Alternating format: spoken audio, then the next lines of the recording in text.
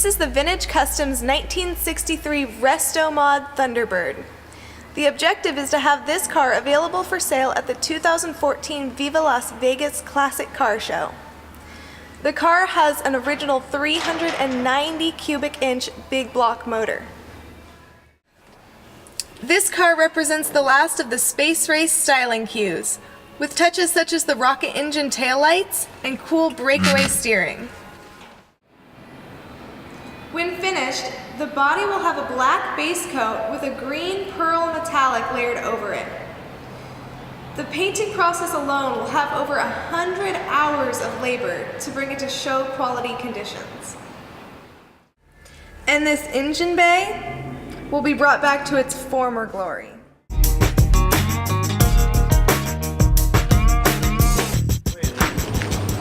So what are we doing to this guy, Stan? We are going to make a good looking car out of it when it's done. It's going to look like it come off the showroom floor.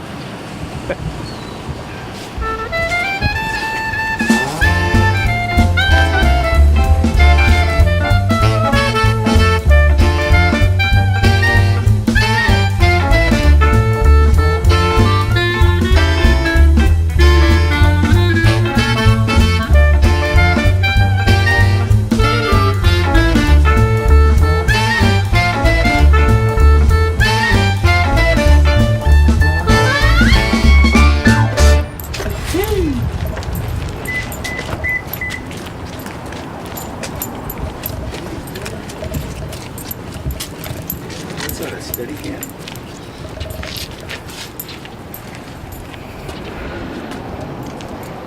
Digging it.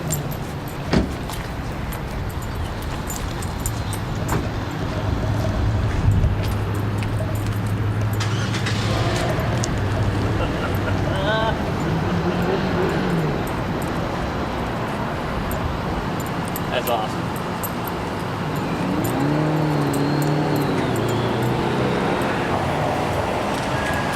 Hey, so what are your intentions with this thing?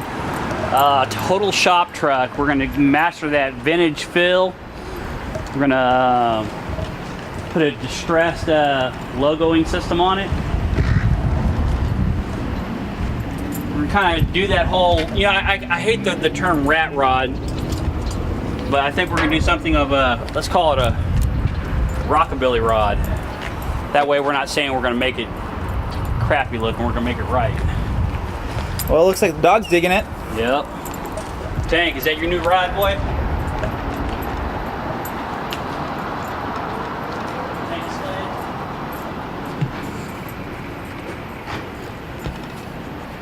I'm thinking no bumps in the front, man. What do you think about plating over like it never existed? I know somebody that can do that.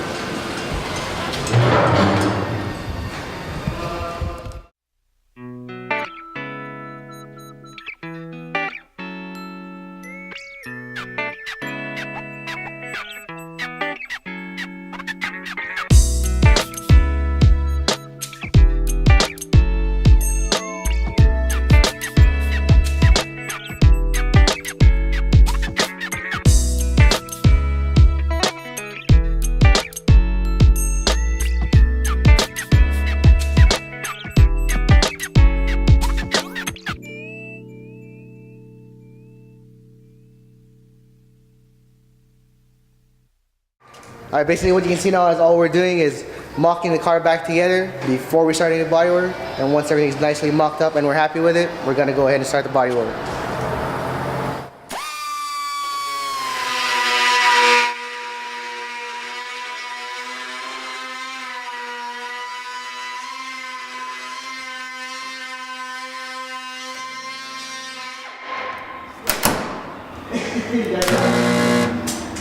Yeah, I tried to reach my hand in there. There was something like that, so. Oh, it was in there. There was no way to get it out. Alright. I had to use my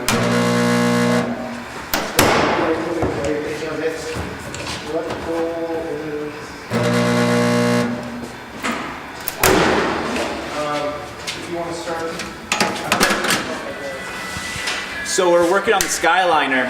What we got going on is it's been bumped here in the rear, so this entire panel is all funky. As you can see, somebody's already tried to do a repair, but this is like heavy gauge steel. So these little nail things aren't gonna cut it. This entire flange right here is all crooked, so we're gonna have to pull it out, probably with a chain and a hydraulic pump on the frame rack or something. We're gonna pull it back out, then we're gonna re-weld whatever is broken. The flange underneath is all popped loose from it, so it needs to get welded back onto the floor. So what we're gonna use is this 220 volt stud gun. What it does is you weld it onto the steel, and with this piece here, you'd weld it to the steel, and this would pry the metal back up. And this is a badass tool, so this is actually gonna be able to pull out that heavy gauge out. We've only got 120 hours to get this job done, so that means each of us are working 40 hours, and that's it. That's the budget we got for this car, so we gotta rush it. So what you got going on, Mike? Radiator support on this is installed crooked, so the fenders aren't lining up, so we're working on doing a spacer off this back wall to get everything to sit correctly, and then from there get these fenders mounted up correctly. You can see the guy that had tried to install them before really tweaked the hell out of the fender rail, strictly because he didn't adjust the radiator support to get the inner fenders to move forward so that everything would line up back here. So we're trying to get everything to sit flush so that we can start tearing in on the bodywork.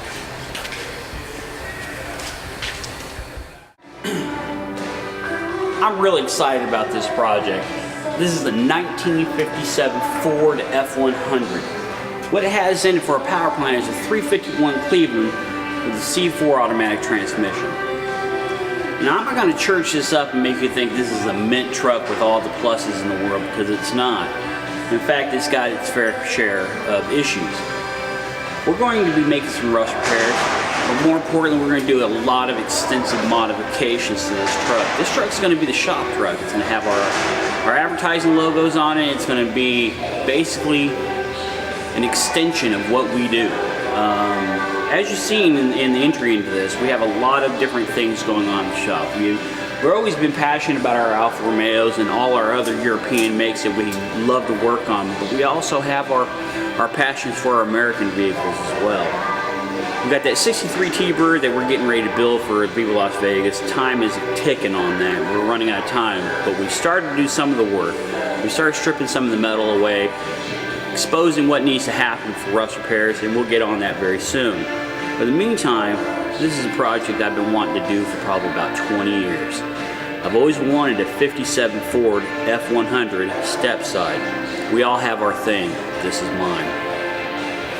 I'm not really sure where the design cues are going to come from on this just yet, but I do know we're going to do lots of modifications. We're probably going to extend the body down, meaning giving it the effect that it's lower to the ground than it really is, by fabricating metal work around the bottom of it. We special ordered some very cool wheels from Detroit Steel. If you've never seen Detroit Steel wheels, Google them. They are phenomenal. For those of you that tuned in for your European stuff, don't bother. It's not for you. It's for classic American steel. Now, storm clouds are coming. You can hear the back of the doors rattling because the wind and rain are coming in. So it's kind of an ominous day, but what a great project to work on a Saturday. So So effectively, we have the Detroit steel wheels running 18-inch wheels in the front and 20-inch steel wheels in the rear. These are very cool, classic-looking wheels. It's hard to believe I can say classic and 20-inch wheel in the same sentence, but effectively that's exactly what it is. They're custom making the wheels for us for a very specific offset we're looking for. We're very excited about that happening, so we should have those in a couple of weeks, and we'll mount them on the truck. We're effectively going to build the truck around the wheels. Yes, that is right. We're going to build the truck around the wheels. This is a very bizarre approach, but effectively this is exactly what we're doing. Okay, so the rear wheels are going to be 9-inch wide. Our tire tubs are not going to create that clearance, so we're going to extend the fenders out to accommodate those wheels. The fronts are going to fit underneath here. We're not looking to lower the truck so much as we are to make the truck lower to the ground. What do I mean by that? Well, what I mean is we're going to modify all the sheet metal on the bottom of this truck to give it the appearance that it's closer to the ground.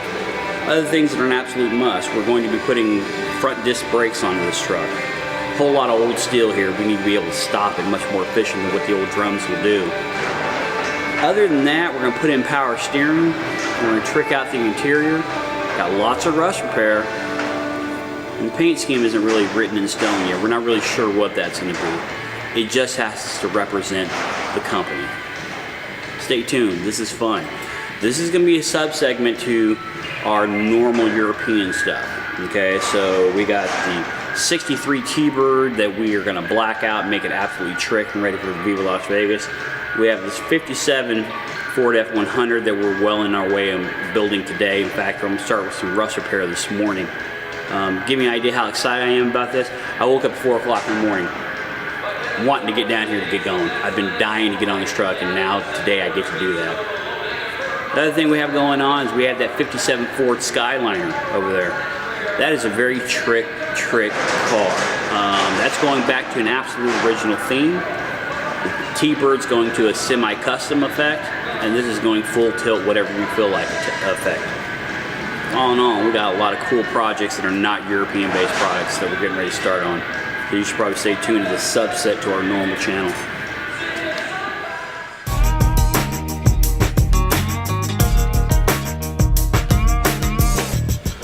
Okay, this is the first thing we're going after. On both sides of the cab, underneath the A-pillar, the floor is rotted out right against the actual sub-chassis of the cab.